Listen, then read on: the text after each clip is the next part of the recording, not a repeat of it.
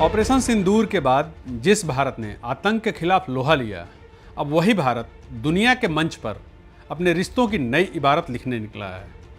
प्रधानमंत्री नरेंद्र मोदी निकले हैं 3 देशों की ऐतिहासिक यात्रा पर, जहां सिर्फ हाथ मिलाए नहीं जा रहे, बल्कि भारत की ताकत और नीति का लोहा मनवाया जा रहा है। लोग इस यात्रा को C3 साइप्रस, कनाडा, क्रोएशिया कह रहे हैं, यानी कूटनीति, व्यापार, आतंकवाद के खिलाफ साझेदारी और संस्कृति पर फोकस।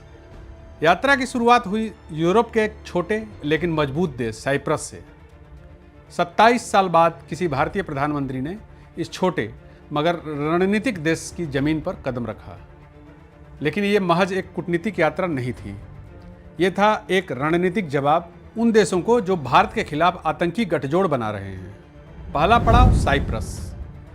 पीएम मोदी के मौजूदा विदेश दौरे का पहला पड़ाव साइप्रस क्यों? ये इसलिए क्योंकि तुर्की और पाकिस्तान का जो नया गठजोड़ बन रहा है, उसका जवाब भी चाहिए और मैसेज भी। भारत ने वहां कदम रखकर तुर्की के गढ़ में ही मोर्चा खोल दिया है। ये वही साइप्रस है जिसने जम्मू कश्मीर के पहलगाम हमले के बाद भारत का खुलकर साथ दिया और पहलगाम आतंकी हमले की जोरदार तरीके से निंदा की थी। अब भारत साइप्रस के साथ उस दोस्ती को और मजबूत कर रहा है। मोदी ने साइप्रस को दोस्त से ज़्यादा साझेदार बताया और साफ कहा, अब हम चुप नहीं बैठेंगे। साइप्रस यूरोपियन यूनियन का सदस्य है और अगले साल यानी 2026 में EU की अध्यक्षता भी करेगा। यूरोपीय यूनियन के इस सदस्य से व्यापार, तकनीक और सुरक्षा के नए दरवाजे खोले गए। दूसरा पड़ाव कनाडा।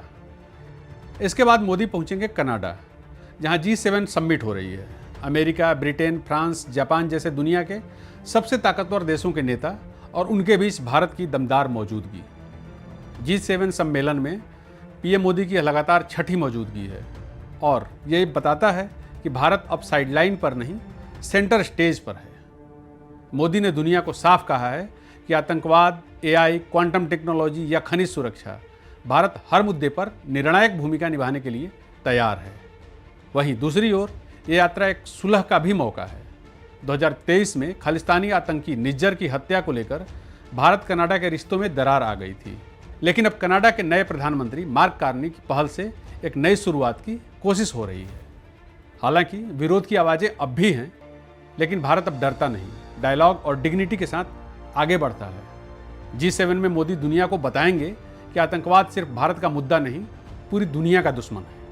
कनाडा से रिश्ते खालिस्तान विवाद के बाद बिगड़े थे, लेकिन अब भारत 2 टूक कह रहा है, सम्मान दो, सहयोग मिलेगा।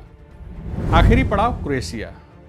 पीएम मोदी के दौरे का तीसरा और आखिरी पड़ाव है क्रोएशिया, जहां पहली बार कोई भारतीय प्रधानमंत्री वहां जा रहा है, इतिहास रचने और भारत के लिए नए व्यापार और सांस्कृतिक दरवाजे खोलने के लिए।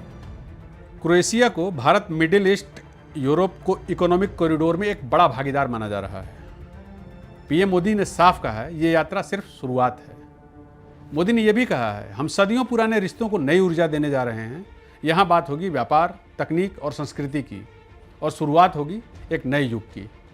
इस तरह 3 देश, 5 दिन, एक मकसद।